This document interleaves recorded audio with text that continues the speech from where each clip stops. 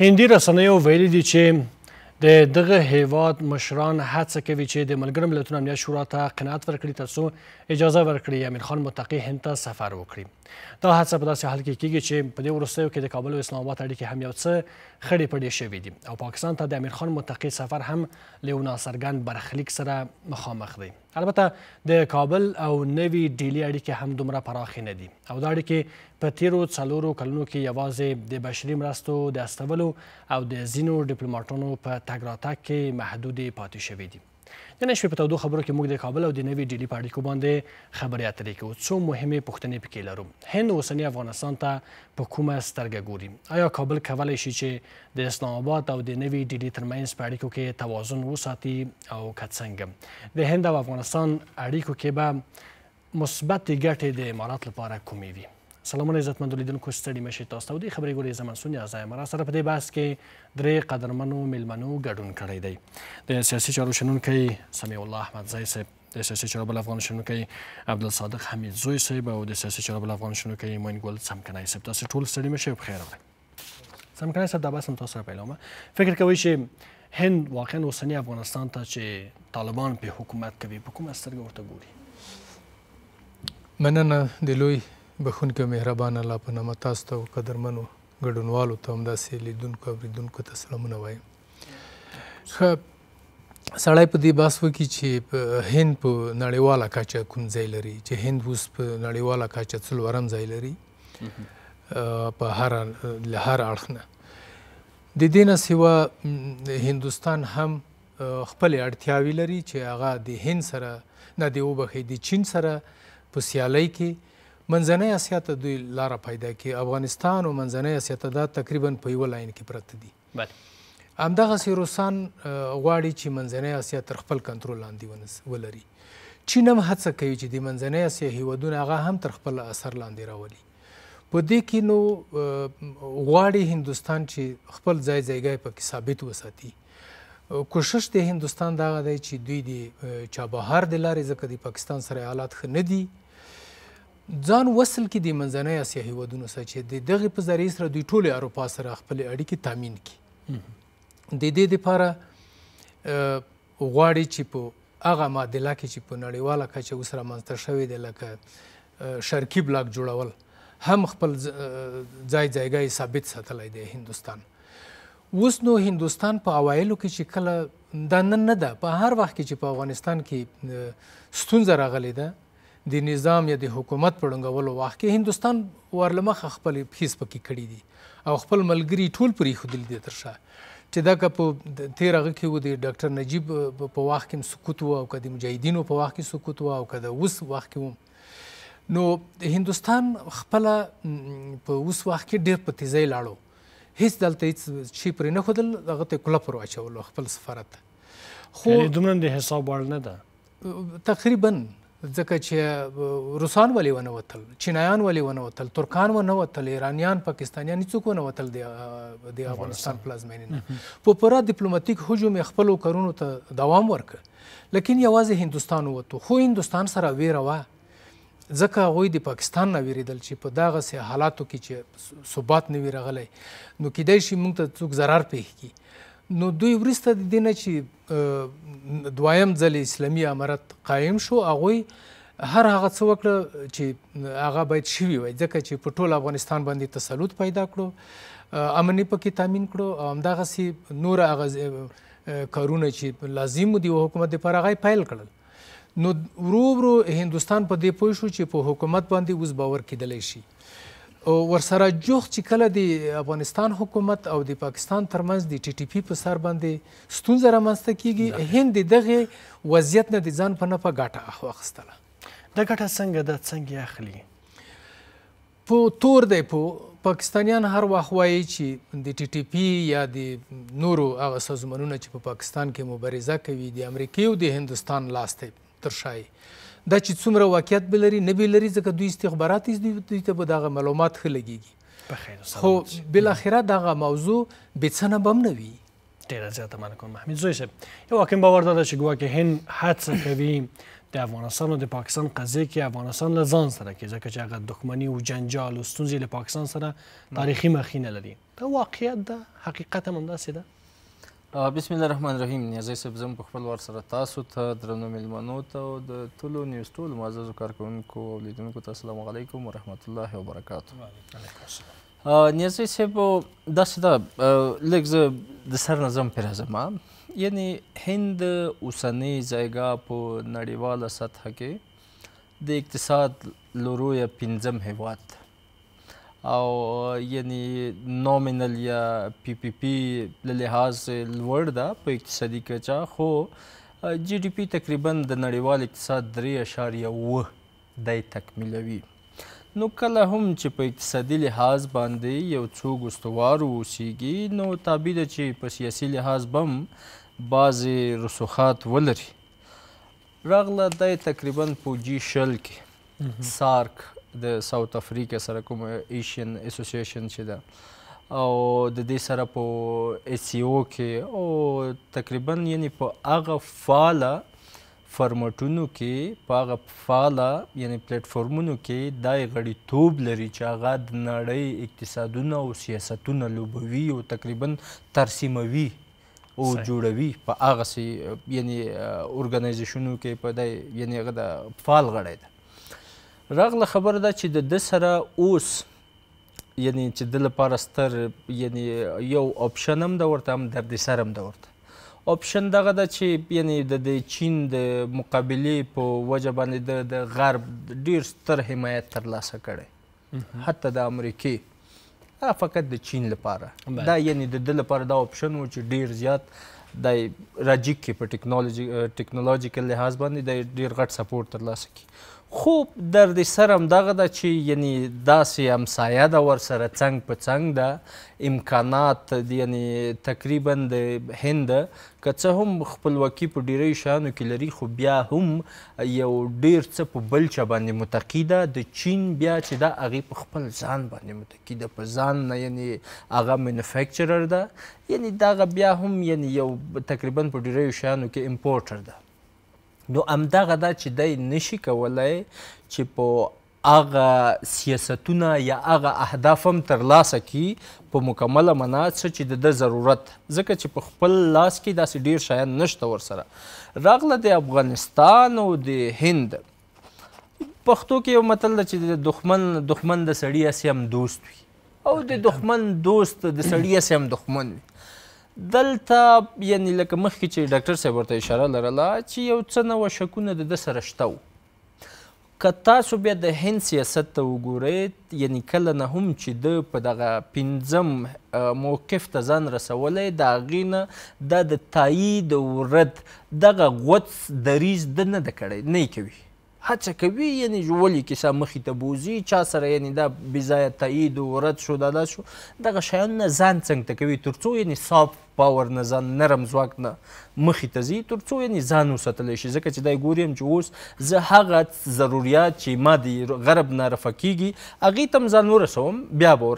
مخې ته ورځم. نو راغله خبره دا چې په پولیټیکل لحاظ باندې د افغانستان او د پاکستان ترمنځ چې کله هم لږې نندرۍ او شخړې یا مسالې چې څه رامنځته کېږي دی بیا لږ کفاله کېږي، بیا په منډه راواخلي کابل ته منډه راواخلي د مرستې په نوم یا د نړیوال سټیج کې یو نیم غږ پورته کړي که نه. خو دا هم د هغه د سافت پاور یعنی هغه د جیوپولیټیک هغه چې د اړتیا پر مهال د افغانستان سره اړیکه ده تر اوسه پورې سټریټیجیکل دغسې اوسه پورې یعنی هغه پلان چې ثابت واوسیږي او یا دا روښانه کړی شي د افغانستان په قبال کې نشته. دا په خپله زه نه بلکې هند کې هغه رسمي کې اساسا په دې باندې نه پوهېږي که نه چې د اوس د هند پالیسي زموږ د افغانستان سره یعنی دغه د 10 کالو پورې څه شی ده یعنی تکتیکي ده خو ستراتیژیک او عمیق نه ده نه ټاکټیکل مخې ته ځي. وجه دا ده چې دلته یعنی یو خو دا چې د هغه دریځ د ده سیاست او موقف هغه ځای دغه ورسره ښایي باید هم همداسې لاړ شي. که زه د هند په ځای وای ما به هم همداسې کولی، نه مې شول کولی که نه. نو دلته لکه مخکې چې ما اشاره ولرله چې دی غوڅ دریځ نه لري، مخې ته یې نه وړي. دی پر خپل ځان، پر خپلو امکاناتو، په خپلو اهدافو باندې همغه یې سنجولي دي. نو همدغه علتونه دي چې هڅه کوي د افغانستان سره چې د لاسه هم ورنه کړي. ګوري هم داسې ډېر هم مخکې ته نه راځي، خو ګوري هم چې ته ودرېږه زه اوس څومره حد کې خپل لاس یعنې خوله لګولی شم، قدم کې ښودلی شم. ګوري وضعیت مدام به همدغه څېړي چې یعنې د نظر لاندې نیولی ده چې ته ودرېږه اوس د داخلېدو وخت راورسېدو که نه لږ صبر وکړم، راورسېدو که لږ صبر وکړم. په دغه حالات کې د افغانستان سره مخې ته ځي. زه بیا په دغه نیازی صاحب زه وایم چې تر هغې پورې نن دا خالي د هند نه تقریبا په د نړۍ او د منطقې ټولو دغه دریځ د افغانستان سره چې د اړتیا پر مهال خپلې اړیکې د افغانستان سره ټینګوي. یعنې کله هم چې د دوی ضرورت شي هغه خپل ضرورت رانه رفع کوي. خو زما ضرورت اوس ما سره داسې ابزار نشته که نه. کله چې زه هغې ابزار ته ځان ورسوم چې د ده ګټې زه لږې راټینګې کړم ځم وشه بیا به دی ما ګټې مني، زه به د ده ګټې منم. بخیر او سلامت اوسئ. احمدزی صاحب که چېرې دغو سیالیو ته وګورو هغه څه چې واقعي دغه دا ده چې هند له چین سره یو څه شخړې لري، هم د سرحد په کچه هم په ځینو نورو مسایلو کې. بیا همدغه چین له پاکستان سره دوستي لري، بیا دا پاکستان بیرته له هند سره مشکلات لري. په دغه مثلث کې چې هند و چین و پاکستان ده د افغانستان ځای ځایګی پکې څه ده؟ بسم الله الرحمن الرحیم. تاسې ته محترمو میلمنو ته او قدرمنو لیدونکو ته السلام علیکم. هیله ده چې ټول روغ او جوړ اوسي. ګورئ کله چې په تیر 20 کاله په افغانستان کې جګړه وه، د دې ګرمې جګړې ترڅنګ یو خطرناکه تبلیغاتي جګړه کېده چې تر ډېره دغه تبلیغاتي جګړې د 2مې درجې 3مې درجې هیوادونه او همدارنګه عام خلک ډېر تر تاثیر لاندې راوستي. په دغه تبلیغاتي جګړه کې یوه جګړه دا وله چې خلکو دا باور کو یا منفي تبلیغاتو دا باور جوړ کړی و چې اسلامي امارت په کل کې د پاکستان په کنټرول کې دي. خو کله چې اسلامي امارت پر افغانستان باندې حاکم سو د هند لپاره یوه ستونزه همدا وه چې دغه تبلیغاتو ځپلی و چې ممکن افغانستان د اسلامي امارت په حاکمیت کې د پاکستان غېږې ته وغورځېږي. دوهم بحث پکې دا و چې دلته د امریکا د میلیاردونو ډالرو وسله پاتې سوې وه. د دوی تشویش له دې و که چیرې اسلامي امارت په افغانستان حاکمیت ترلاسه کوي ممکن دغه وسلې د دوی د کشمیر لاندې هغو کسانو ته ورسیږي چې د هند د حکومت پر ضد باندې استفاده کیږي. د 4 کلونو په تیریدو سره هند پر دې باندې وپوهېده چې افغانستان کې حاکمیت یو خپلواک حاکمیت ده او هغه درک چې له دغې زاویو نه دوی کړی و هغه غلط ثابت سو، ځکه چې وروستي کشمکشونه د پاکستان او د اسلامي امارت ترمنځ هند ته د دې پیغام ورساو چې دوی هم د تبلیغاتو ښکار سوي ول او هغه وسایل چې په افغانستان کې پاتې ول هغه کنټرول شوي پاتې سول. د هند کشمیر لاندې یا هند چې خطر ترېنه احساسو هند ته ونه رسېدل. بالخصوص همدغو وسایلو باندې هغه څه نه چې دوی خطر درلوده چې پاکستانو په سرحدي شخړو کې د پاکستان پر ضد باندې وکارول سول. نو هغه اندېښنه چې یوه ستراتیژیک او عمیقه اندېښنه وه چې هند درلوده د 4 کلونو په تېرېدو دا اندېښنه رفع سوې ده. نو پر همدې اساس باندې دوی کوشش کوي چې په افغانستان کې فراخ ډیپلوماتیک حضور پیدا کړي. دوهم بحث دا ده کله چې امریکایان ووتل هندوستان هم له افغانستان ووته، یعنی دوی مکملا افغانستان پرېښوده. د 100 کلو په تېرېدونو سره دوی خپل نفوذ په بنګلادیش کې هم له لاسه ورکړ، ځکه چې په بنګلادیش کې شیخ حسینه وتښتېدله. کله چې هغه وتښتېدله د هند خلکو یا په هند کې باور داسې موجود سو چې دا د هند کسان د هند ته ورسېده او په دغه معضله کې هند ملامته و. پاکستان که تاسې وګورئ له کلونو وروسته له بنګلادیش سره خپل روابط ښه کړي دي. نو دوی په دغسې یو حالت کې هم افغانستان وبایله هم یې بنګلادیش وبایله. نو دلته په منطقه کې د دوی کنټرول کم سو. اوس چې بنګلادیش هم دوی بایللی نو دوی کوشش کوي چې له پاکستان سره د مقابلې لپاره یا د پاکستان د نفوذ د کنټرول لپاره دوی باید افغانستان ته ځان ورسوي چې هم د افغانستان له جغرافیې نه په راتلونکي معادلاتو کې کنټرول کړي او هم د هندي کشمیر له لارې، ځکه چې هند باید دا فکر غلط ثابت کړي چې افغانستان د پاکستان ستراتیژیک ډف ده، یعنی دلته به دوی یو عمیق پلان جوړوي. دریم بحث دا ده چې په دې وروستیو کې د امریکا لخوا نه په هند باندې ځینې تعرفې ولګېدې. هند پر دې باندې وپوهېده چې په امریکا باندې یو اړخیز باور ستراتیژیک خطر ایجادولی سي لکه څرنګه چې اوس ایجاد کړی. نو په دې اساس باندې کله چې د دغو تعرفو ټکر رامنځته سو هند د آسیایي هیوادونو لپاره تمایل پیدا کړ، دوی د چین خواته تمایل پیدا کړ. دوی چین سره سرحدي ستونزه لري چې په دغه سرحدي ستونزه کې د دوی کسان هم وژل سوي دي، خو دغه ستونزه دوی د خبرو له لارې حل کړې ده. اوس چې کله د امریکا فشار په هند باندې واردېږي، هند که تاسې د شانګهای په سازمان افغانستان کې لیدلي او د چین له ولسمشر سره یې ولیدل او همغږي له چین سره پیدا کړې. دوی کوشش کوي چې له چین سره په منطقه کې د ګډ کار ساحه رامنځته کړي چې د ګډ کار ساحه افغانستان کېدلی شي. نو اوس د هغوی کوشش دا ده چې د تضاد یا د مخالفت د ټکر له سیاست نه چې په داخل د افغانستان کې له چین سره درلودو د یو ګډ کار ساحه رامنځته کړي چې د دغې ګډ کار ساحې په اساس باندې به بیا هندوستان وکولی شي چې هم افغانستان کې نفوذ پیدا کړي هم په منځنۍ اسیا کې نفوذ پیدا کړي. کله چې دوی منځنۍ اسیا ته رسیږي نو هم په منطقه کې له چین سره تعادل پیدا کولی شي او هم پاکستان په 3 نقطو کې کنټرولولی شي چې هم منځنۍ اسیا ده هم افغانستان ده او هم ختیځ د هندوستان ده چې کشمیر ورته ویلی سو. څلورمه مسله دا ده دوی کوشش کوي چې دلته د ګډ ګواښ تصویر نه استفاده وکړي.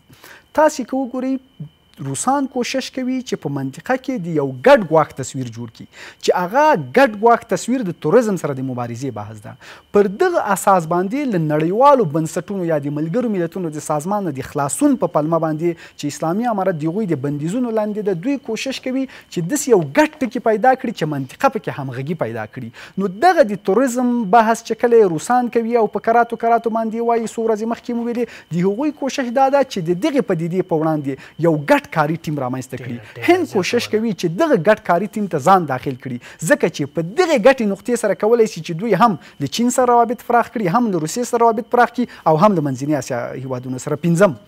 که وخت نه بیا راوګرځو ډېره زیاته مننه کوم. سم کنه یسم که چیرې دغو سیالیو ته موږ ګورو چې څنګه احمدزي صاحب ورته اشاره وکړله پاکستان خپلې ګټې پالي طبعا هند هم پالي چین روسیه ټول په دې کې موږ هم ځانونه رسولي دي موږ هم خپل دوست او دښمنان پیژندلي دي چې چا ته ځان نږدې کړو چا سره دایمي دوست اوسو چا سره دایمي دښمن اوسو څنګه خپلې ګټې وپالو. که چیرې موږ تیر ته یو ځل کتنه وکړو موږ په تیر کې کله چې انګلیسان هند ته راځي موږ امپراتوري هلته ختمیږي موږ راټولیږو افغانستان ته نو په هغه وخت کې موږ د روسیې د تزار او د انګلیسانو ترمنځ واقع شو. نو د هغې ورځې نه ردلې موږ په دغه ستونزې سره لاس او ګریوان یو. بیا په د نږدې وختونو کې چې کله روسان راغلل نو په افغانستان کې امریکې او غربیان همدغه چین هم ورسره یو ځای و چې تر څو روسان مات کړي. مات یې کړل. لاس کاله جګړه وشوه بالاخره مات شول. نو موږ افغانانو که د یغو سره ودرېدو که د دغو سره ودرېدو دومره سره جدا کړو په فکري لحاظ چې لا تر اوسه پورې هغه چاود پکې شته چا خبره ښایي موږ به دومره هوښیار نه وو چې څنګه مدیریت کوو وضعیت. خو موږ په دغو ښه په دغه څه کم نیمه پیړۍ کې چې موږ سره ستونزو سره لاس و ګریوان یو اوس افغانان اکثریت په دې باندې پوه دي چې نه داسې باید موږ ونه کړو. موږ د ټولو سره باید برابر روابط وساتو لکه د اوسنی حکومت چې بېپاري او اقتصادي محوره دغسې یوه پالیسي چې جوړه ده دغه پالیسي کار ورکوي. هندوستان هم دغه کار کوي. هندوستان هم د امریکې سره د کوډا تړون امضا کړی دی او په څنګ کې د شانهای او د بریکس د ټولنې غړیتوب هم لري. یعنې دواړو طرف ته لینک دی. چین هند به وبښئ موږ باید د چین نه زده کړو د هند نه. نو خبره دا ده چې دلته د اسلامي امارت د پالیسي چې دی دا د اوس وخت دپاره برابره ده ځکه لوی قدرتونه که ټکر شي دوباره په افغانستان کې لکه په تیر کې چې ټکر شوي وو نو موږ زیان کوو. موږ باید اوس ځانونه د زیان نه وغړوو. خو موږ ظاهرا داسې نه ښکاره چې دا توازن ساتل شوی موږ روسیې په رسمیت وپېژندلو افغانستان حکومت یې په رسمیت وپېژندل. امریکا سره اړیکې تر اوسه پورې هغه د خړې پړې پاتې دي. پرون هم چې اشاره کوله چې باید د امریکایانو د نیولو مسله د یو چنه وهلو په توګه ونه کارول شي خو یو اشاره کابل ته هم ده نو ښه د امریکې کوم اقدام چې کیږي هغوی لوی زورور ملک دی هغه په ټولې نړۍ پر اطلاع کیږي یوازې د افغانستان دپاره یې نه ده کړی. خو مسله دا دی چې موږ د امریکې سره په ټیټه کچه خپلې اړیکې لرو. داسې نه ده چې موږ اړیکې نه لرو ځکه ولیدلی شول چې د اسلامي امارت دوباره قیمېدو نه وروسته زلمی خلیلزاد ورسره د رئیس جمهور مشاورین ډېر قوي خلک دلته راغلل. په یواز کې یو د روغنیتۍ په حساب باندې یو بندي هم ورته خوښی شو. زمکان صاحب زه یو مسله مطرح کومه که چیرې ښه و بهتر و بهترین واوسي نو موږ وایو چې والا په دې کې بېطرفه یو غواړو درې غړو سره مخته لاړ شو خو ښه به دی چې بهترین ته ورسو دې په ځای چې ښه ته لاړ شو. اوس که موږ په ټولو کې فکر وکړو دغه وروستی هغه وخت نه چې کله امریکایان له افغانستان نه پښې سپکې کړې نو د مرستو پر حساب لکه موږ سره چې امریکې مرسته کړې ده بل کوم هیواد نه ده کړې. دغې ته په کتو سره موږ ته دا راښیي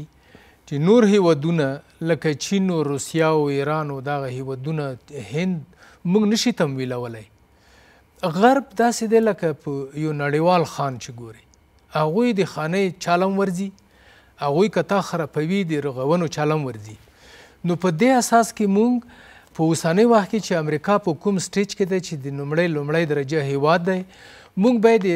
د بل چا نه زیات د امریکایانو سره ډېر احتیاط وکړو ځکه موږ تازه دښمني ورسره پای ته رسېدلې ده جګړه. نو په دې اساس زه وایم چې هر چا ته په کاتو سره لکه هغه یو وخت کې چې یو اعلان و په د تلویزیونونو کې وی چې بانک تا بانک است موږ باید د غرب سره د شرق په تناسب اوس وخت کې اړیکې لږې ښې ولرو. په خیر او سلامت اوسئ. امین زوی صاحب تاسو هم په همدې باور یې چې باید په دغو اړیکو کې د دې په ځای چې مکمل بېطرفي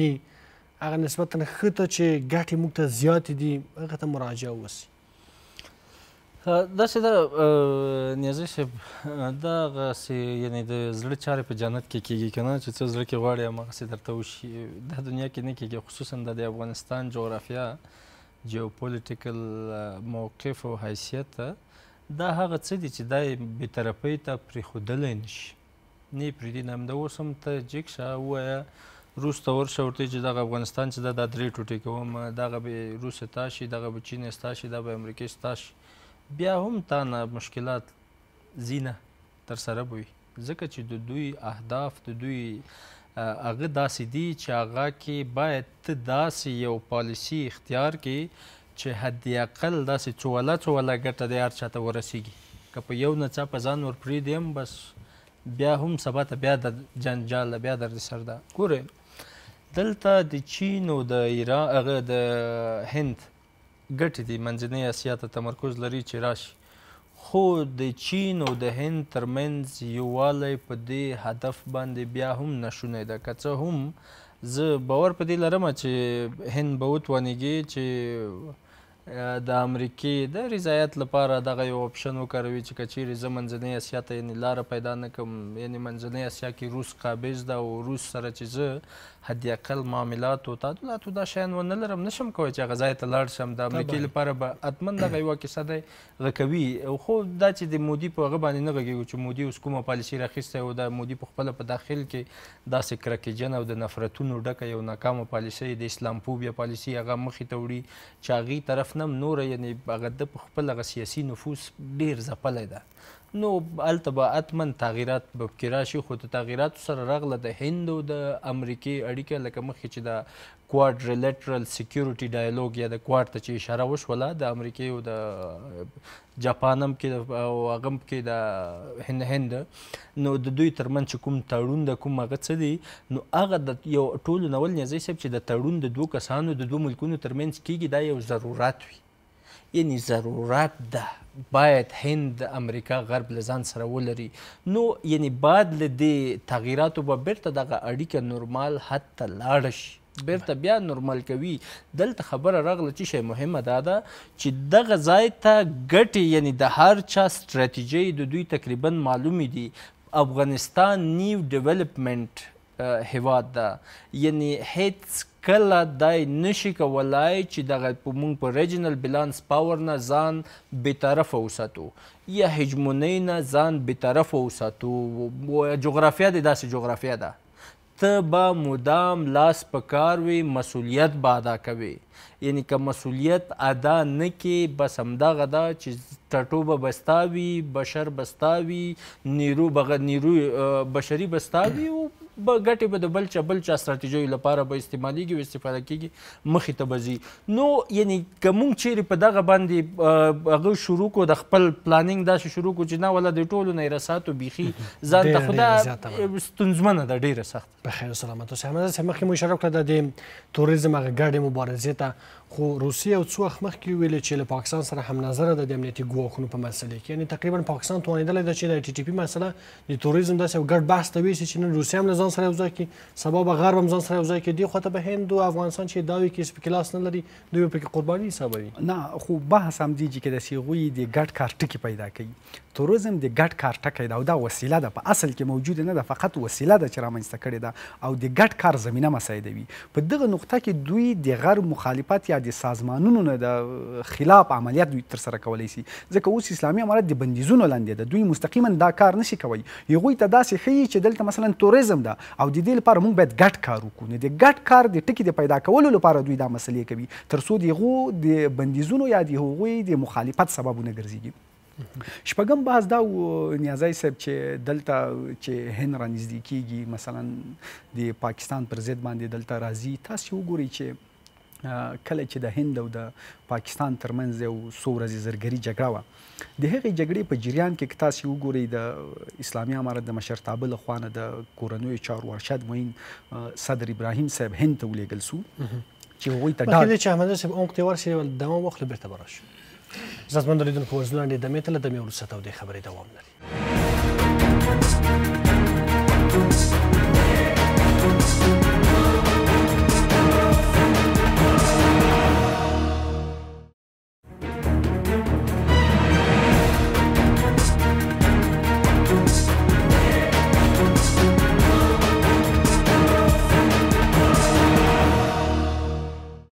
تودو خبر ته بیا هم ښه راغلاست. مهرباني احمدزی صاحب. کله چې د هند او د پاکستان جګړه وه، په هغه وخت کې د کورنیو چارو ارشد معین صدر ابراهیم صاحب هند ته ولېږل سو. دا په داسې حال کې و چې هلته جګړه ډېره ګرمه وه او د افغانستان د حکومت د مشرتابه له خوا نه هند ته د دې ډاډ ورکول سو چې په دغه جګړه کې موږ بېطرفه یو او د افغانستان جغرافیه به د تاسو پر ضد باندې نه کارول کېږي. یعنې دغه حرکت چې اسلامي امارت وکړه دا یو ډیر مهم او په موقع حرکت باندې و چې هند ته د دې ډاډ ورکړه او له هغې نه وروسته که تاسې وګورئ هند کرا رانږدې کېږي د افغانستان خواته تمایل پیدا کوي. شپږم بحث دا و چې هند په دغسې حرکتونو باندې امریکا ته ښیي چې موږ د تاسو بغیر یعنې که چیرې امریکا ونه اوسېږم په منطقه کې توازن ساتلی سو او په دغه شکل باندې چې تجارت موږ له امریکا او اروپایي هیوادونو سره کوو په منطقه کې موږ کولی سو چې ګډ کار رامنځته کړو. هند پر دې پوهیږي چې امریکا اسلامي امارت ته د کنټرول شوې ګډوډۍ وسیله ګڼي، یعنې اسلامي امارت د کنټرول شوې ګډوډۍ وسیله ګڼي. خو که چیرې هند تمایل پیدا کړي او منطقې ته راسي دغه وسیله د امریکا له لاسه وځي او امریکا پر دې ډاریږي که چیرې دغه وسیله موږ له لاسه ورکړو، هند، چین، د منطقې قدرتونه، روسیه همغږي سي، نو دوی بیا دا کولی شي چې د امریکا په ښه له منطقې نه وباسي او د دوی هغه ستراتیژیک اهداف چې په منطقه کې دي هغه له لاسه وځي. همدارنګه بل بحث چې تاسو وکړه چې په ومویلې چې دوی د ملګرو ملتونو بندیزونو له کمیټې نه غوښتي دي چې موږ به سفر زمینه مساعده کړو. متقي سفر په دغسې مسایلو کې چې دوی د سفر زمینه مساعدوي دا به د هند لپاره یو ستونزمن کار وي، ځکه چې تر دې مخکې د پاکستان د بندیزونو له کمیټې نه غوښتي ول چې مولوي صاحب امیر خان متقي د پاکستان ته لاړ شي چې هغه هم د بندیزونو کمیټې اجازه ورنه کړه او اوس هند پاکستان د 2015 کال د بندیزونو د کمیټې مشري په غاړه لري چې همدا اوس د دغه کمیټې مشري د پاکستان په غاړه باندې ده او دغه د چین په همکارۍ باندې دوی د بندیزونو په کمیټه کې ترلاسه کړې ده. د دغه سره پاکستان ونه توانېده چې دا سفر مهیا کړي. نو اوس د هند لپاره ځکه سخته کیږي چې د بندیزونو کمیټه که چیرې اجازه ورکوي نو اول به پاکستان ته اجازه ورکوي، که چیرې دا کړنه نه ترسره کوي نو پاکستان به هلته احتراز کوي او احتراز به پر دې معنا باندې وي چې ولې موږ ته اجازه رانه کړول سو او هند ته د دې اجازه ورکول کیږي چې مولوي صاحب امیر خان متقي دلته لاړ شي، چې دا په افغانستان په سطحه باندې د پاکستان او د هندوستان د ټکر عمق مونږ ته ښیي. همدارنګه هند په یو لحاظ باندې کولی شي چې دوی په منطقه کې ډیر قدرت لري چې کوشش وکړي چې دغه سفر چې د امیر خان متقي پاکستان ته ده د هندوستان ته ده د دې مکمل جزئیات د ملګرو ملتونو د امنیت شورا او دغه بندیزونو د کمیټې سره شریک کړي چې څه وخت مولوي صاحب امیر خان متقي راځي او اجنډا به څه وي، مونږ به په کومو مسایلو باندې غږیږي او په وروستیو کې کله چې پایله کېږي پایله به له جزئیاتو سره د ملګرو ملتونو امنیت شورا سره شریکوي، ځکه چې دوی پر دې باندې باید وپوهیږي چې په دغه سفر کې بندیزونو ته خطر نه ایجادېږي یا موږ داسې هوکړه نه ده کړې چې بندیزونو ته خطر ایجاد شي. خو که چیرې پر دې باندې ونه شي دوی کولی شي چې یو درېمګړی هیواد پیدا کړي، مثلا امارات، قطر چې درېمګړیتوب وکړي او د ملګرو ملتونو سازمان نه وغواړي چې هند ته د متقي صاحب سفر مهیا کړي او اجازه دې ورکړي. خو که پر دې باندې مو نه توانېدل د فشار نقطه بیا دا ده چې هند کولی شي د چین او د روسیې په همغږي باندې په دغه کمیټې باندې فشار راوړي او ورته ووایي چې تاسې اجازه ورکړئ.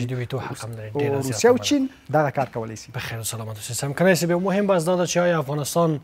کولی شي چې د هند او د پاکستان په دغو سیالیو کې ځان بېطرفه وساتي؟ د سیالیو په ډګر یې بدل نس دا موږ په تیر کې د دغه تر عنوان لاندې په افغانستان کې ډېره زیاته لاسوهنه شوې ده چې پاکستان په تور لګاوه چې افغانستان حکومت د هندوستان سره نږدې دی. په دې خاطر باندې موږ نه غواړو چې هغو اغېز دلته وي په د منطقه کې، ځکه موږ نه به دوه طرفه دښمنان تاو شي. نو دغه یوه بهانه یې ورکړې وه او د افغانستان او د هندوستان ترمنځ نږدېوالی پاکستان باعث شوی دی. نو یو وخت کې چې کله پاکستان هېواد رامنځته کېږي هغه ای خواته دښمني لري دې خواته هم لري. نو پس انګلیسانو دغه قصدن دغه موضوع داسې لاین حل پرېښودله. هلته لاین آف کنټرول دی، دلته ډیورنډ لاین دی. بېنظیر بټو خبره ده چې موږ باید هغه پول هم ګرمه وساتو، دا پول هم باید ګرمه وساتو. نو اوس افغانستان د تیر ته که موږ فکر وکړو په هغه وخت کې چې جنګونه وو د پاکستان دپاره یو څه امکانات وو، ځکه د حکومت په دننه کې فرکسونونه موجود وو، په دې جمهوریت کې هم د فرکسونونه وو، د هغې نه مخکې هم وو. خو اوس وخت کې چې د حکومت مطلق د یوه یعنې یا ډاله وښیو یا د یوه فکر خلک وښیو، د یوه فکر لاندې راغلی د افغانستان. نو افغانستان په خپلو کارونو کې اوس لږ څه مستقل برېښي د نسبت و تیر نه. دا کولی شي چې د هندوستان سره داسې تعلقات ولرو چې پاکستان ته بهانه په لاس ورنشي او د پاکستان سره داسې اړیکې جوړې کړو چې هندوستان ونه وایي چې زه دلته سرمایه ګذاري نه کوم. دواړو ته باید په متوازن ډول سره دا بلنه ورکړي چې تاسې راځئ د افغانستان د قانونو نه، د افغانستان د ستراتیژیک اهمیت نه تاسې د ځان په نفع کار واخلئ. نو په صورت کې شونې ده چې موږ دا بالانس وساتو. که چیرې موږ هند ته ډېر نږدې کېږو او پاکستان پرېږدو دا نقصان دی، او که پاکستان ته ډېر نږدې کېږو هند پرېږدو دا موږ ته نقصان دی. نو موږ باید دوی دواړو هیوادونو ته دا ور وښیو، ور زده یې کړو چې تیر ته په کتو سره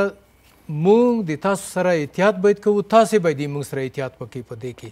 یوه خو اقتصادي موضوع ده،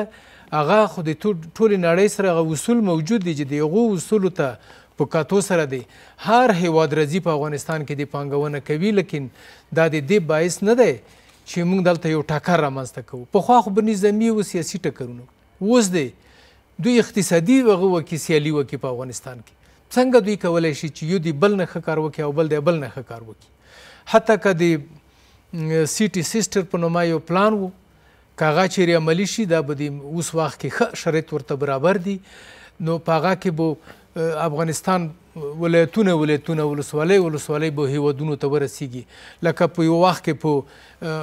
ازبکستان کې زلزله شوې وه په تیر شوروي اتحاد کې، هغه وخت کې 15 جمهوریتونو د ازبکستان سره تقسیم کو. نو ازبکستان یې دومره ښکلی جوړ کړی دی چې د پخواني شوروي اتحاد په وخت کې مډرن دی و. همدغسې د افغانستان هماغه د سیټي سیسټر پروګرام نه د کار واخلي، هېڅوک به بیا ګیله نه پکې کوي.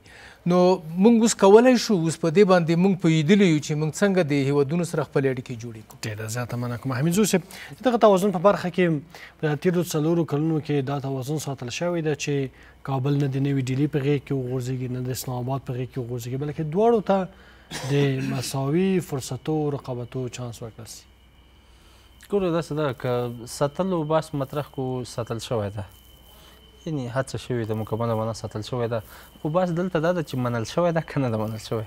دغه زما بېطرفي منل شوې ده، پاکستان ته نه ده منل شوې، هند ته هم نه ده منل شوې، نورو ته هم نه منل کېږي. کنی ته ماته ووایه په دې 4 کلونو کې یعنې نوره موږ څه وکړو د دوی رضایت لپاره، د دوی خوشحالولو لپاره؟ یعنې نوره زه داسې څه شی لرم چې زه باید وکړم؟ یعنې فقط دغه چاره چې زه هند لپاره توپک راواخلم پاکستان سي، یا هند پاکستان لپاره توپک راواخلم هند سي، دوی رضایت خو بغیر د دې نه ماته نور په داسې څه کې نه لیدل کېږي ځکه چې اوس یعنې تقریبا هغه مسایل چې هغه یعنې هغه حتی هغه نقطې چې هغه حساسیتونه راپاروي مونږ که زمونږ په پریارټیز کې دي بیا هم مونږ شاته غورځولي دي د دې نه نوره ستر توازن و بېطرفي ساتل نوره څنګه وي بیا به مغه بحث ته ورځي چې ګورئ دوی خوشحالول یعنې دغه به لږ ډېر ستونزمن واوسېږي اما داسې نه ده چې موږ حل لاره نه لرو حل لاره ځان سره لرو موږ هغه مسایل لکه مخکې چې ډاکټر صاحب ورته اشاره لرله چې هغه مسایل ته ګوتې وروړو تجارتي اقتصادي سوژې دي دغه مسایل مخې ته کوو د هم د پاکستان سره هم د هغه سره هغه چې حساسیتونه راپاروي هغه نقطې هغه به پاکستان د خپل استراتیژۍ د ضرورت به هم بولي خو باید زه یو حد اقل یو قناعت دلته لپاره ولرم چې دغه مسایلو کې زه نه غواړم چې په هغه سیاسي لحاظو کې دخالت ولرو په دغه شیانو کې ولرو اما ستاسو لپاره یعنې د هندوستان سره پر خپل ځای دغسې تړونونه د هغه سره د پاکستان سره په خپل ځای دغسې تړونونه خو چې هغه یعنې حد اقل دغه د سیاستونو هغه نه وي یعنې چاته اندېښنې دغه شی نه کوي د دې وړې نه که را شروع کړو بیا کیدای شي یو ځای ته ورسېږو ګورئ زه بار ما په خپل نظام باندې دا غږ کړی چې دغه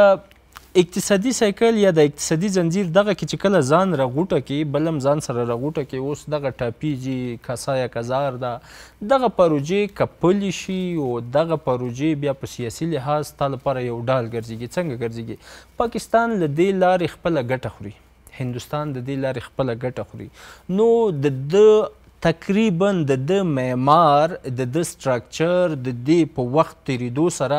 جوړیږي دغسې چې د ده ډیری بیا ارتقا دې شیانو ته راځي نو دې ته چې راځي دا یې مجبوریږي چې بعضې سیاستونه خصوصا شوم سیاستونه یا د خوږ ګوتې نه نیونې نه د دې نه بیا دی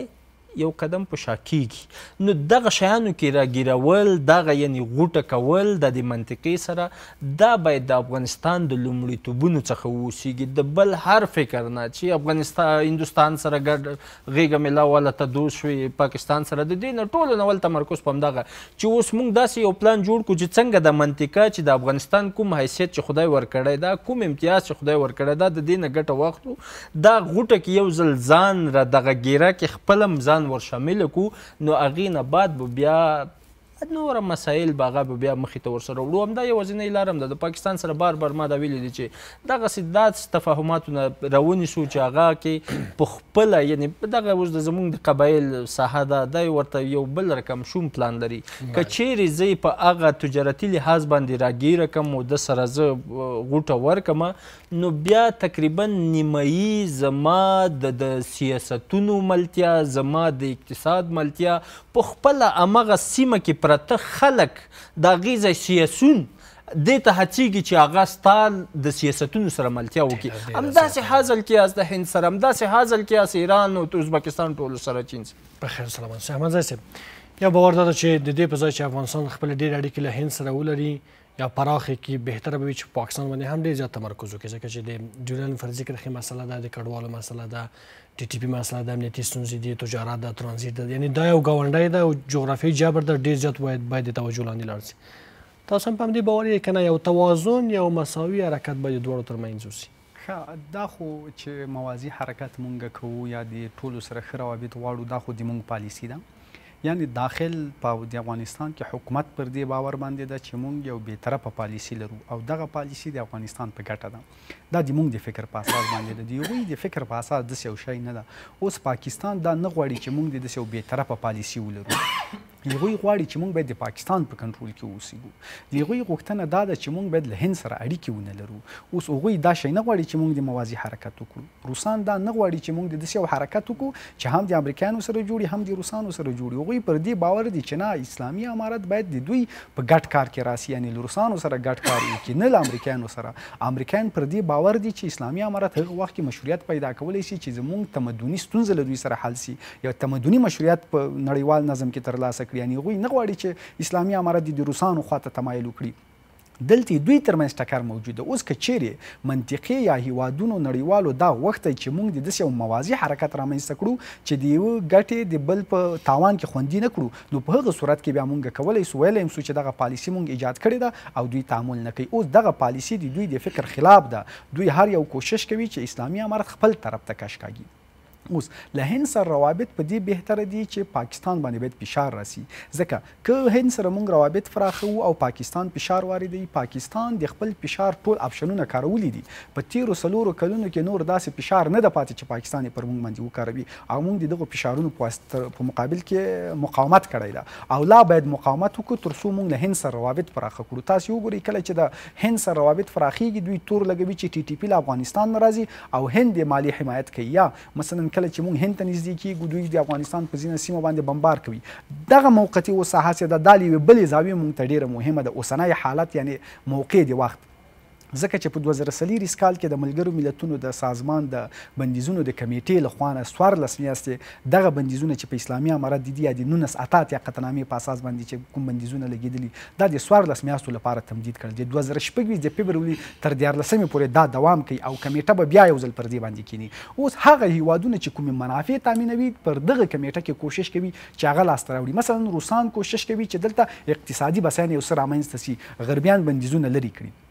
او د بندیزونو د لرې کولو لپاره کمیټه کولی شي چې په دغو بندیزونو کې تغییرات رامنځته کړي مثلا تقریبا د دې نه 4 میاشتې پاتې دي د 4 میاشتو په موده کې دلته داسې یو حالت راغلی چې هر سړی کوشش کوي مثلا پاکستان کوشش کوي چې بندیزونو کمیټې ته داسې یو څه په لاس کې ورکړي چې په موږ باندې بندیزونه لا وغځوي روسان کوشش کوي چې د امریکا بندیزونه اقتصادي بندیزونه البته باید لرې کړلی سي ځکه چې دلته داعش په وړاندې باید ښه مبارزه وکړی سي او روسان بیا بل هم دا غواړي چې باید سفري بندیزونه او نور تحریمي بندیزونه موجودی تر څو اسلامي امارت موږ ته محتاج که دا بحث موږ راټول کړو احمد صاحب فکر کوئ چې د سیمې د هیوادونو ترمنځ سیالیو ته په کتو بیا د نړیوالو زبرځواکو ترمنځ سیالیو ته په کتو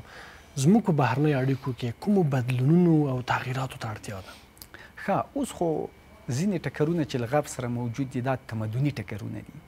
د دې حل کول یو څه ستونزمن کار دی مثلا هغوی د بشر د حقوقو بحث مطرح کوي هغوی بشري حقوق د خپل تمدن په اساس باندې تعریفوي یعنی هغوی پر دې باور دي چې انسان آزاد پیدا سوی کله چې دی پیدا کیږي ځینې طبیعي حقوق له ځان سره لري چې مثلا د تعلیم حق ده د بیان د ازادي حق ده او نور حقوق دي خو اسلامي امارت دغه حقوق د شریعت په چوکاټ کې تعریفوي هغوی وایي چې فرد د شریعت مطابق کنټرول ده باید شریعت ته په کتو ځان کنټرول کړي مثلا هغوی د ښځو د تعلیم بحث کوي چې انسان پیدا کیږي باید طبیعي حق ده چې تعلیم وکړي خو اسلامي امارت وایي چې خو یو حاکم باور پیدا ده چې دغه ټکرونه تر دې کچې پورې نه دي تر ډېره حده پورې سیاسي دي د اقتصادي ګټو پر محورونو باندې دا خلک ځکه دا باور کوي چې دا ډېر سرسیرن بررسي کوي یعنې داسې بندي کوي چې بشري حقوق د ښځو حقوق دا یو کوچنی دا یو تمدني ټکر ده تر ټولو عمیقه مسله هم دا ده ځکه که چیرې اسلامي امارت پر همدې شکل باندې دوام پیدا کوي او نړیوال نظم نه مني د امریکا یوه قوه له منځه ځي امریکا په 3 قوو باندې ولاړ ده چې مثلا د دوی پوځ ده اقتصاد او لیبرال دیموکراسي ده که چیرې اسلامي امارت پر دې شکل باندې په رسمیت باندې پیژندل کیږي تعامل ته ځي لیبرال دیموکراسي له خطر سره مخ کیږي د دوی متحدین چې کوم دوی سره دي په دوی نور باور نه کوي دوی خپل متحدینو ته نور نشي ورکولی د دوی اقتصاد د زوال خواته ځي خلک سرمایه ګزاري نه کوي د دې په خاطر باندې چې هغه باور په امریکا باندې له منځه ځي او هیوادونه د خپلو ملي منافعو په اساس باندې بیا حکومتونه ایجادوي مثلا بیا بل حکومت هم جوړیږي چې زه بشري حقوق نه منم خپل حکومت جوړوم نو په دغه اساس باندې دا ټکر ډېر ژور ټکر دی یو بحث نیازی صاحب چې یو شی چې مونږ ډېر وایو چې حکومت دې دا شی وکړي حکومت دې دا کار وکړي مونږ له حکومت نه ډېرې غوښتنې کړي په عام فکر که چیرې وګورې خلک له پاکستان سره ډېر مخالف دي شعار ډېر ورکوي چې مونږ د پاکستان مخالف دي خو کله چې مونږ له دوی نه غوښتنه کوو هغه غوښتنه نه عملي کوي مثلا مونږ دوی نه غوښتنه کوو چې پاکستاني مال ما ښیي دا تر یو حد عملي نه کړه اوس یوه نوې غوښتنه تېر کوو چې دا دې عملي کړي ګورئ خلیلزاد ویلي چې پاکستان په لندن کې یو تلویزیون جوړ کړی دی انټرنیشنل په نوم باندې او دې ته د پاکستان ISI پیسې ورکوي هغه یې تمویلوي نو اوس موږ څه وایو خلکو ته چې ګورئ دغه تلویزیون د ISI تلویزیون ده د پاکستان تلویزیون ده او د خپلو منافعو لپاره ایجاد کړی ده اوس که ته غواړې چې له پاکستان سره ټکر لري او ISI د بد راځي ټکر ورسره پکې ته دا کار وکړه که چیرې دی دغه تلویزیون په فیسبوک کې پالو کړي ان پالو یې کړه که په دې ټویټر کې کړي ان پالو یې کړه او یو کار بل وکړه چې د تلویزیون د چینلونو له لیست نه ډیلیټ کړه نو دا به تا پاکستان ته د حکومت سره په موافقت کې یو خطر ایجاد کړي کور دې وطن په خیر اوسئ حمید زوی وخت مو کم دی فکر کوئ چې په وروستیو کې توصیې څه دي د اړیکو د پراختیا لپاره مهرباني یوازینی موږ ته اوس هم همغه لاره پاتې ده یعنې که چیرې اوس داسې نه کېږي که نه یعنې همغه یو ټوک هم چې کومه چې یو مدرسه کې یو خوسکی اخیسته و د اختر د حلالولو لپاره نو هغه به هر یو شاګرد به چې راتلو د خوله به یې په جګه کړه چې ودرېږه دوه غاښه ده څلور غاښه ده کېږي نه پې کېږي که نه نو تقریبا دومره ډېر پرې راغلل چې بالاخره کس به چې تېرېدو هم ده به د خوله چټي وټي هم چینګوله که نه یعنې دغسې نه کېږي نه ګزاره هم نه شو کوی که هغه حالات ته ورځو یعنې هماغسې چې مقصد هر چا ته خوله چینګوو خو زه فکر کوم چې بیا دلته نور ډېری خطرونه راته ولاړ دي شته دي مخې ته وي نو خبره هم دغه ده چې اوس شروع فقط د تجارت او اقتصادي سوژو نه کوو دغه به د افغانستان لپاره د نجات یوه ښه لاره وي دا به بالاخره هغه د سیاسي اړیکو د جوړولو پراخولو لپاره زمینه برابر کړي که چیرې دغه اقتصادي اتصال قوي سي زیات سي یا که چیرې بیا دغه سیاسي اړیکې برابرې ښې ونه اوسي بیا دغه اقتصادي اتصال نسي رامنځته کېدی نړۍ د یو تحول په حالات کې ده تقریبا ډېری هیوادونه په انتظار دي تر اوسه پورې داسې بلاکونه نه دي اعلان شوي چې هغوی په مستقر شي او په مکمله معنا اعلان وکړي او دلته موږ بیا خپل لوری ونیسو نو تر هغې پورې چې څومره دغه حالات مجهول همدغسې مخې ته روان وي تر هغې پورې سیاستونه هم یعنې ته نشي کولی چې هغه پوره معنا باندې ثابت کړي او یا د هغې دریز معلوم کړي او همغسې مخې ته لاړ شي سیاسي ستونزې به د افغانستان نه بلکې د منطقې لپاره یو تر څه وخته پورې واوسېږي تر هغې پورې چې هغه ستر تحولات چې را روان دي تر هغې پورې به همدغه مسایل دا په ټوله په هغه کې به روانه وي خو راغله خبره دا چې اوس به زموږ نورتوب دغه وي چې هغه تشې چې په افغانستان کې دي هغه ډکې کړو هغه نیمګړتیاوې چې پوره کړو حد اقل سبا لپاره حد اقل ځان بسیاینې لپاره هم یو څه حد کې کار کړی وي خصوصا په دغه ګومګو حالات کې په دغه مجهول حالات کې دا به د افغانستان لپاره اوس ښه پالیسي وي چې د لاس لاندې ونیسي او اسلامي امارت اعلان کړی هم ده چې اقتصاد محوره پالیسي لرم خو دا اقتصاد محوره پالیسي لږ څه کړنې لږ څه ګړندیتوب ته ضرورت لري داسې نه وي چې ته چې شی غواړې په همغه پالیسۍ باندې به هغه د نن چې کوم رقم کیسه ده دا به سبا ته نه سبا تغیرېدونکې ده سبا ته کیدای شي هغه فرصتونه چې ته نن لرې سبا ته یې ونه لرې نو د هغې وخت مطابق د وخت نه پېژنګلي او د هغې سره ښه برنامه ښه پلیټفارم د هغې لپاره تیارول د هغې نه کار اخیستل زما په اند چې دا به یوازینۍ هغه د کامیابۍ او د بري لار وي د افغانانو لپاره او د نظام لپاره ډېره زیاته مننه کوم څمکنی صاحب ستاسو په اند څه کولی شي افغانستان په اوسنیو حالاتو کې چې خپلې اړیکې پراخې کړي افغانستان مونږ پاکستان سره ګاونډی هیواد یو نه مو له پاکستانه کیږي او هند سیمې یو زبرځواک دی نه مو د هغه نه کیږي مونږ باید د دواړو سره په خپله څومره چې ایجابوي دغومره اړیکې ونیسو او د دې ترڅنګ حکومت باید په دغسې معیار باندې ځان عیار کړي چې څه غواړي او څه راکوي ځکه دا د اوسني عصر همدا غوښتنه ده د راکړې ورکړې سیاست او دا د راکړې ورکړې سیاست دی دغې نه باید اضافه موږ پورته لاړ نه شو موږ باید خپل هغه څه ریسورس چې خپل لرو که په بشري دی او که همداسې اقتصادي دا باید پیاوړی کړو دا وساتو هر څوک چې په موږ کې پانګونه کوي هماغه د نړیوالو اصولو پر اساس دې وکړي چې تر څو موږ د سیاسي په اقتصادي لحاظ وده وکړو که کله موږ دغه ونه کړو نو موږ به د سختو ستونزو سره لاس او ګریوان وو موږ د تازه د ستونزو نه راولړېږو نو په کار دا دی چې د کور دننه هم په ډېرو مسایلو نه سمکینې فکر وکړو چې تر څو موږ بهرنۍ پالیسي او کورنۍ پالیسي دواړه رامنځته کړو او داسې قوانین تدوین کړو چې د هغه پر مټ باندې هغه هیوادونو سره موږ اړیکو ته پراختیا ورکړو مثلا په دغه راکړه ورکړه سیاست کې څه ورکړو څه واخلو مثلا له پاکستان سره پاکستان ته باید وویلی شي چې خپل مسؤلیتونه دې په خپله طرفه که د تا مسؤلیتونه په موږ باندې مه راچوه او د پاکستان سره په ډیرو مسایلو کې باید په جدي ډول بحث وشي داسې نه لکه نن یوه ځای کې تېروتنه یو شاته تګ یا مخته تګ قاطع به دې وي د نړیوالو نه غوښتنه موږ وکړو چې د پاکستان سره یې موږ دریځ معلوم کړي یعنی پاکستان باید په دې وپوهوو چې اوس هماغه وخت نه دی چې ته لکه تېر وخته چې فکر کوې اوس یو څه نوي منځته راغلي دي د نړۍ غوښتنې نوي شوي دي دغو ته په کتو سره به دوی به خپل ځان عیار کړي اوس نوره نړۍ راځي په افغانستان کې پانګونه کوي او پاکستان موږ ته د پانګونې دپاره چې تر ټولو نږدې هیواد دی ټکنالوژي هم لري دوی پانګونه نه کوي هندوستان ته حاصل کې از دوی په شک په سترګه ګوري را دې شي به پاکستاني او هندي کمپنۍ د څنګ په څنګ یوه ښه اقتصادي سیالي دې وکړي چې تر څو پورې وښیي چې موږ که په سرحدونو کې سره دښمن یو دلته په افغانستان کې موږ په اقتصاد کې دوستان پاتې شوي یو نو اوس د جنګ او د تربګنۍ وخت تېر شوی دی افغانستان اوس په خاص ډول سره د شرقي او د غربي بلاک ترمنځ یو محور ګرځېدلی دی او دواړه ورته اړتیا لري، دواړه پکې بیا هغه رقم ته لاسوهنه نشي کېدی لکه شل کله چې دلته تیر شول. نو اوس ټول غواړي چې په اقتصادي او سیاسي لحاظ د افغانستان سره خپلې اړیکې جوړې کړي. دا مو تر ټولو هیله ده چې دا کار سم کړی صاحب. که د تېرو څلورو کلونو کې د طالبانو سیاست ته که وګورو ډېرې هڅې یې کړې ده چې د سیمې له هېوادونو سره له نړیوالو سره خپلې اړیکې پراخې کړي، ژمنې یې کړې ده، عمل یې کړی ده، مواد مخدرې کم کړي دي، تروریزم سره مبارزه کړې ده، ژمنې ورکړې ده چې د افغانستان خاوره به د چا په ضد نه کارول کېږي. خو تقریبا نړۍ دا قناعت ته نه ده رسېدلې. ولې؟ خو همدغه څلور کلنه پالیسي وه چې لا تر اوسه پورې اسلامي امارت په خپل ځای باندې قایم ولاړ دی، او که دغه کارونه دوی نه وای کړي اوس به د اسلامي امارت هم په خپل ځای باندې نه و ولاړ،